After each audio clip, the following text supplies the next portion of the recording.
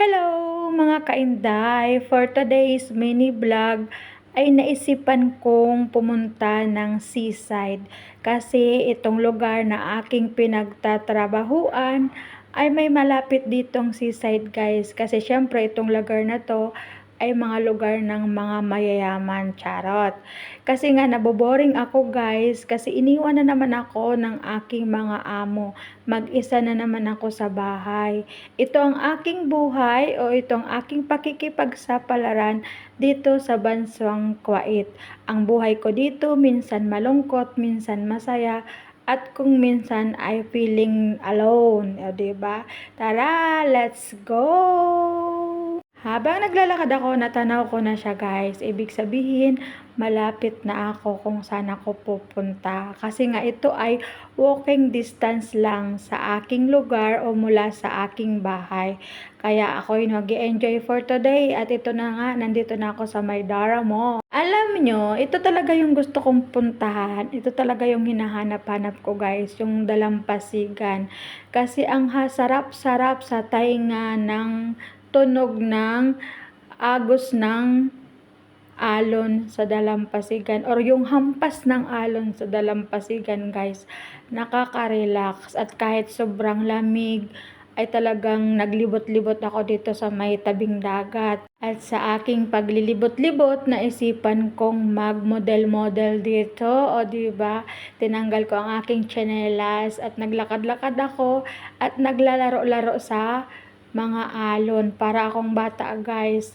At kahit saglit ay nakalimutan ko ang aking mga alalahanin sa buhay.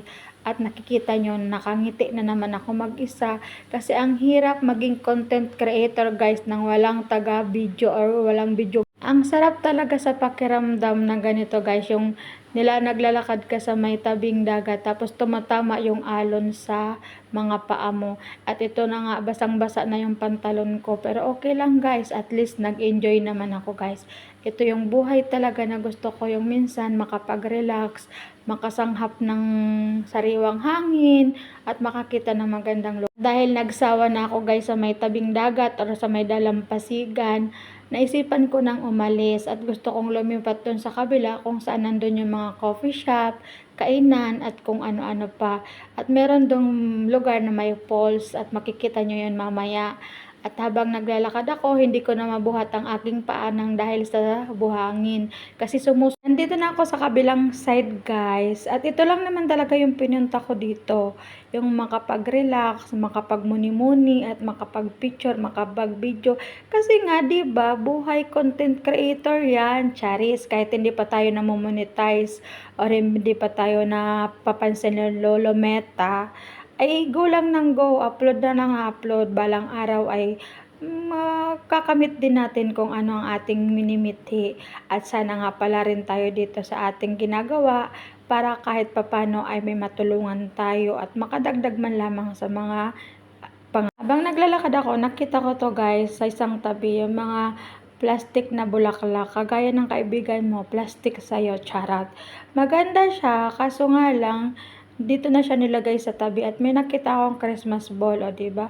Hindi ko napigilan na hindi hawakan. O, para akong bata guys kapag nasa labas ako, talagang lahat na lang ay hinahawakan, lahat na lang ay pinipicturean, lahat na lang ay binibidyohan. Kasi nga diba, kailangan natin ng memories. Habang dito tayo nagtatrabaho sa bansang Kuwait, namnamin na natin yung pagkakataon, diba guys? At kapag ako talaga ay nakalabas, ay talagang sinusulit ko guys. Kasi nga, lagi lang tayo nasa bahay ng mga amo natin. At ako naman ay swerte ako kasi kahit anong oras ay pwede akong gumala or umalis sa bahay. Kaso nga lang, mga nakaw na sandali yun at tumatakas lang talaga ako guys. Kaya pag tumawag sila, balik ako agad sa bahay. Kasi syempre, iniwan nila ako sa bahay. Hindi nila alam na nandito pala ako kung saan ako pumupunta, charot. Kaya habang ako dito ay nagbibidyo-bidyo, nakita ko si kuya yung dumaan kanina at tawang-tawa siya sa akin. Nag-smile na lang ako kasi ibig sabihin nun, hayaan mo na ako kuya. Ito na yung sinasabi ko sa inyo na parang may swimming pool saka may fountain, o diba? Ang ganda sa mata tingnan guys, talagang mag-e-enjoy ka. Ang dami dito mga coffee shop, kainan, kaso nga lang wala tayong budget. Itong nakikita niyong parang kubo-kubo guys, ay pwede ka dyan magkape, mag-upo-upo, habang nagbumuni-muni at pinagpapalanuhan kung anong mga gagawin mo sa buhay mo, 'di ba? Minsan, kahit tayo ay napapagod, kailangan din natin saya at mag-relax. Kailangan din natin aliwin ang ating sarili. Kasi wala naman talaga ditong ibang kakapitan kundi tayong sarili lang natin. Kasi mag-isa lang tayo dito, wala tayo ditong kamag-anak. Kahit may kaibigan man tayo dito, bihira lang natin makita. Kasi hindi naman tayo lagi-laging lumalabas. Kagaya ko nga, once a month lang yung aking day off guys. O 'di ba, hindi lugi ang aking paglakad papunta dito kasi nga ang ganda ng view. Yung busog na busog yung mata mo pero yung tiyan mo ay gutom, kumakalam na kasi nga nagugutom ka na sa kalalakad. Pero hindi ako pwedeng bumili kasi nga hindi carry, walang budget. Sa bahay na lang ako magkakape. Magkakape na lang ako ng 3-in-1 or black coffee sa bahay. At least libre pa galing kay amo, charot. Yan ang buhay ko dito. Tara, libutin natin ang buong Dara Mall, o 'di ba? Nag-enjoy talaga ako kahit maraming tao, hindi ako nahihiya kasi nga buhay content creator 'yan.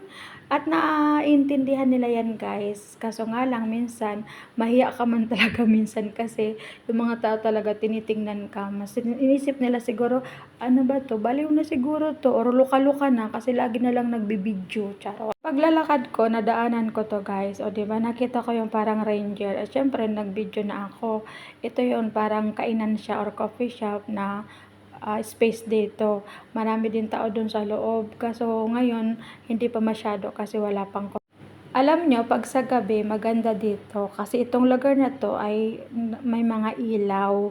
At ang ganda ng mga pailaw nila dito. Yung fountain, may ilaw yan.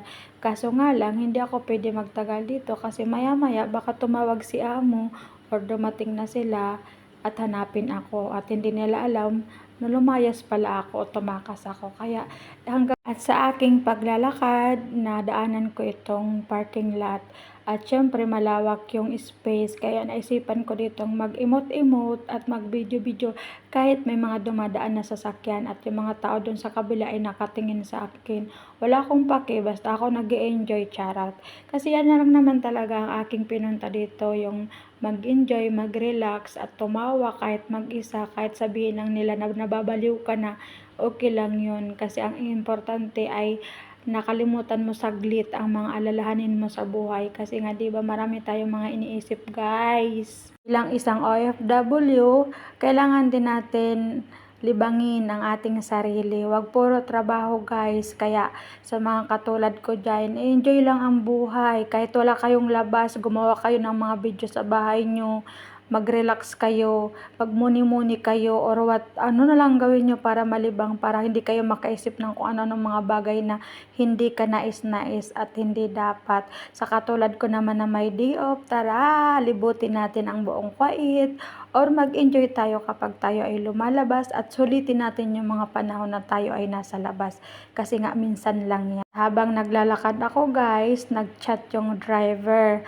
Nagtatanong siya kung nasaan ako. Sabi ko, nasa seaside ako. Tapos sabi niya, matagal ka pa ba dyan? Sabi ko, konti na lang. At isipan ko na din guys na parang uwi na ako kasi ang sakit na ng paa ko sa kalalakad. Kasi nga, nilibot ko yung buong seaside saka yung buong Dara Mall. Kasi para makalikom ako ng maraming video at maraming picture para may pang-upload, may pang-reels, may sa aking Facebook page. At ito na nga guys, naglalakad na ako pa uwi. At habang ako ay naglalakad, ang daming dumadaan na sasakyan. At yung sasakyan na dumadaan dito ay nagbubusina pa kasi ito ay parang open area ba.